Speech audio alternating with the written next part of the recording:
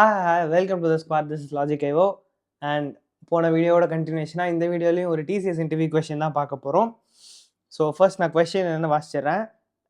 Business lady bought 400 handbags. She told 100 of them, she sold 100 of them at a profit of 20% and the rest at 10%. Find her overall profit percentage அப்படின்னு கொடுத்துருக்காங்க. Okay, so first என்ன நடக்குதுங்க, 400 handbag ஒரு business lady வாங்குறாங்க. Okay, அவங்க purchase பண்ணுறது 400 handbag and அதில் 100 of them, இந்த 400ல் 100 ஹேண்ட்பேக்கை 20% லாபம் வச்சு விற்கிறாங்க. ஓகே, அண்ட் ரிமைனிங் இருக்கிற ஹேண்ட்பேக்கை 400ல் 100 போனால் மீதம் 300 ஹேண்ட்பேக் இருக்கும். அந்த 300 ஹேண்ட்பேக்கை 10% லாபம் வச்சு விற்கிறாங்க.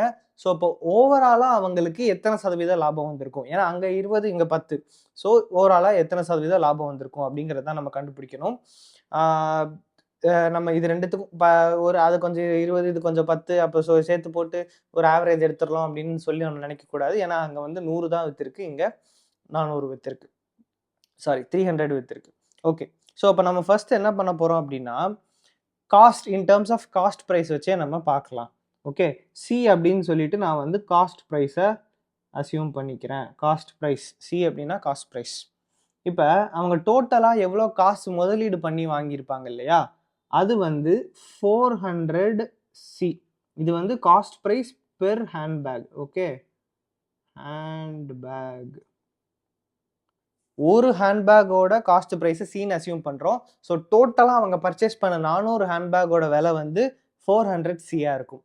400 சினா 400 கோடின்னு நினச்சிடாதீங்க, 400 சி. சியோட வேல்யூ எதா வேணா இருக்கலாம். Okay, 400 C. இப்போ அவங்க வந்து 20% லாபம் வச்சு 100 ஹேண்ட்பேக் விற்கிறாங்க. ஸோ 20% லாபம் அப்படின்னா என்ன, 20/100 இன்டூ சி. இதுதான் வந்து அந்த ஒரு ஹேண்ட்பேக்கில் அவங்க லாபம் வச்சு விற்கிறோம். இந்த 20% லாபம் வச்சு விற்கிறப்ப ஒரு ஹேண்ட்பேக்கை இந்த லாபம் வச்சு விற்கிறாங்க. லாபம் மட்டும் இது, ஸோ ப்ராஃபிட் மட்டும்தான் இது. அப்போ அதோட டோட்டல் செல்லிங் ப்ரைஸ் என்னவா இருக்கும், SP is equal to cost price plus profit இல்லையா. ஸோ காஸ்ட் ப்ரைஸ் என்ன நம்ம ஆல்ரெடி அசியூம் பண்ணது சி, ப்ளஸ் இந்த இடத்துல ப்ராஃபிட் என்ன இருக்குது 20/100 சி. ஓகேவா, ஸோ சி ப்ளஸ் 20/100 சி. இந்த ப்ரைஸுக்கு அவங்க 100 ஹேண்ட்பேக்கை விற்கிறாங்க. ஸோ சி ப்ளஸ் 20/100 சியை நம்ம என்ன எழுதலாம் அப்படின்னா 1.2 சி அப்படின்னு எழுதலாம். ஸோ 20/100 அப்படிங்கிறது பேசிக்காக 0.2. ஸோ இது வந்து 1 சி இல்லையா, ஸோ 1 + 0.2 சி வந்து 1.2 சி அப்படின்னு எழுதலாம். இது வந்து உங்களுக்கு சிம்பிளாக புரியணுங்கிறதுக்காக நான் சொல்கிறேன். ஓகே, ஸோ இந்த 20% லாபம் வச்சு விற்கிறாங்க இல்லையா, 20% லாபம் வச்சு விற்கிறப்ப ஒரு ஹேண்ட்பேக்கோட மதிப்பு 1.2, ஸோ 1.2 சி. ஸோ அதே மாதிரி அவங்க என்ன பண்ணுறாங்க, 100 ஹேண்ட்பேக் விற்கிறாங்க. So 100 into 1.2 C. இதுதான் வந்து அவங்களோட செல்லிங் ப்ரைஸ் ஃபார் அந்த 100 பேக்ஸ். 100 பேக்ஸை வந்து இந்த ரேட்டுக்கு அவங்க விற்றுருப்பாங்க. இதே மாதிரி நம்ம இந்த 10% ப்ராஃபிட்டுக்கு பார்ப்போம். 10% ப்ராஃபிட் அப்படின்னா 10/100 இன்டூ சி. இதுதான் அவங்களோட ப்ராஃபிட். ப்ளஸ் அவங்களோட காஸ்ட் ப்ரைஸ் இங்கே இருக்குது, விச் இஸ் ஒரு சி. ஏன்னா காஸ்ட் பெர் ஹேண்ட்பேக்கை நம்ம சீன் அசியூம் பண்ணியிருக்கோம். ஸோ இது 10/100ங்கிறது 0.1 அண்ட் இது வந்து 1 + 0.1 அப்படிங்கிறப்ப இது 1.1 சி அப்படின்னு ஆயிடுது. ஸோ இந்த 1.1 சி அப்படிங்கிற ரேட்டில் மிச்சம் இருக்கிற ஹேண்ட்பேக் எல்லாம் விற்றுருக்காங்க. மிச்சம் இருக்கிறது என்ன, 400 - 100 தட் இஸ் ஈக்குவல் டு 300 ஹேண்ட்பேக்ஸை இந்த ரேட்டுக்கு விற்றுருக்காங்க. So 300 into 1.1 C. So 100 into 1.2 C இப்படிங்கிற ரேட்டு 100 பேக்ஸுக்கு வடைச்ச இவங்களோட செல்லிங் ப்ரைஸ். இதெல்லாமே செல்லிங் ப்ரைஸ், இதுவும் செல்லிங் ப்ரைஸ் தான். So 100 into 1.2 C plus 300 into 1.1 C. ஓகேவா, இது ரெண்டுமே வந்து மொத்தமாக இந்த 400 பேக்கை இவங்க இந்த ரெண்டு கம்பைன்டு இது ரெண்டுத்தையும் ஆட் பண்ணால் என்ன வருமோ அந்த ரேட்டுக்கு விற்றுருப்பாங்க. ஸோ டோட்டலாக இருக்கிற ஒரு எஸ்பி பார்த்தோம்னா எஸ்பி டேஷ் அப்படின்னு வச்சுக்கலாம். ஸோ அது பார்த்தீங்க அப்படின்னா 300 into 1.1 C plus 100 into 1.2 C அப்படின்னு சொல்லி நம்ம வச்சுக்கலாம். இப்போ இங்கே இருக்கிறதெல்லாம் கொஞ்சம் நான் இரேஸ் பண்ணுறேன், அப்போ தான் நம்மளுக்கு மற்றதெல்லாம் கிளியராக இருக்கும். இது வரைக்கும் நான் கவர் பண்ணது புரிஞ்சிருக்கும்னு நினைக்கிறேன். ஸோ இப்போ இந்த 300 இன்டூ 1.1 சி இதை பேசிக்காக நீங்கள் எப்படி எழுதலாம் அப்படின்னா 330 சி அப்படின்னு எழுதலாமா? இல்லை நீங்கள் இந்த 1.1ன்னு போடாமல் இதை 10/100ன்னு வச்சுருந்தீங்கன்னாலே அது வந்து தானா கேன்சல் ஆகிருக்கும். ஆனால் என்ன இந்த சி ப்ளஸ் சி/100 அப்படிங்கிற மாதிரி இருக்கும். ஸோ இது மாதிரி நம்ம பண்ணியிருக்கோம். ஸோ இப்போ இது 330 சி அப்படின்னு சொல்லிட்டு ஆயிடுது. அதுக்கு அடுத்தால இங்கே 100 இன்டூ 1.2 சி, அப்போ இது என்ன ஆகும் 120 சி அப்படின்னு சொல்லிட்டு ஆயிடுது. ஸோ இதுதான் அவங்களோட total selling price. Selling price இது ரெண்டுத்தையும் ஆட் பண்ணீங்க அப்படின்னா என்ன வரும் 450 சி வருது. ஓகே, ஸோ டோட்டலாக அவங்களோட செல்லிங் ப்ரைஸ் வந்து 450 C.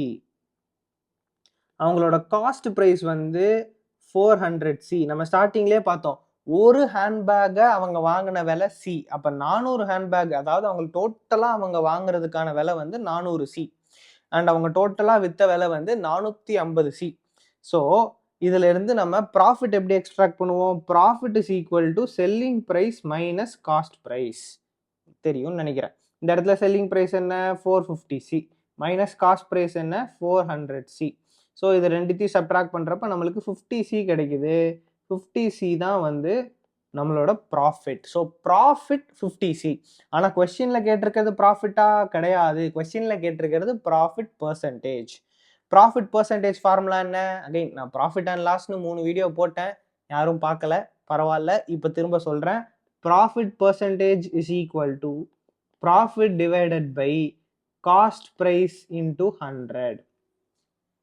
Profit by cost price into 100 இதுதான் வந்து ப்ராஃபிட் பர்சன்டேஜ். ஸோ இந்த இடத்துல ப்ராஃபிட் என்னது 50 C divided by cost price என்னது இந்த இருக்கு பார்த்தீங்களா 400 சி. அவன் தான் நம்மளோட காஸ்ட் ப்ரைஸ். ஸோ இது 400 சி இன்டூ 100. சி என்ன வேல்யூவாக இருந்தாலும் பரவாயில்ல, இப்போ நம்ம கேன்சல் பண்ணிட்டோம். நம்ம தேவைங்கிறது இங்கே பர்சன்டேஜ் தான். ஸோ இந்த 400ல் இருக்கிற 2 ஜீரோ இங்கே ஜீரோ போகுது. அப்போ 50/4. 50/4னா என்ன 25/2. ஏன்னா 2 இது டிவைட் பண்ணிங்கன்னா 25/2 ஆகுது. 25/2ங்கிறது 12.5%. ஓகேவா? ஸோ ஒட்டு மொத்தமாக பார்க்குறப்ப அவங்க வந்து 400 ஹேண்ட்பேக்கை வாங்கி 100 ஹேண்ட்பேக்கை 20%, மீதி இருக்கிற 300 ஹேண்ட்பேக்கை 10%லையும் விற்கிறப்ப ஓவராலாக அவங்களுக்கு கிடைக்கிற ப்ராஃபிட் வந்து 12.5%. ஸோ இதுதான் வந்து இந்த கொஸ்டினுக்கான ஆன்சர். உங்களுக்கு இது புரிஞ்சிருக்கும்னு நினைக்கிறேன். இப்போ இதே கொஸ்டினில் ஒரு சின்ன வேரியேஷன் கொடுக்குறேன், நீங்கள் பண்ணி பாருங்கள். என்ன அப்படின்னா இதே 400 ஹேண்ட்பேக் தான் வாங்குறாங்க. ஆனால் 100 ஹேண்ட்பேக் 20%க்கு விற்கிறதுக்கு பதிலாக 200 ஹேண்ட்பேக் 20%க்கு விற்கிறாங்கன்னு வச்சுக்கோங்க. மீதி இருக்கிற 200 ஹேண்ட்பேக்கை 10%க்கு விற்கிறாங்கன்னு வச்சுக்கோங்க. இப்படி இருக்கிற சூழ்நிலையில் ஆன்சர் என்னவா இருக்கும்? அவங்களோட ஓவரால் ப்ராஃபிட் என்ன அப்படிங்கிறத கண்டுபிடிச்சு கீழே கமெண்ட் பண்ணுங்கள். அடுத்த வீடியோவில் பார்க்கலாம். டாடா.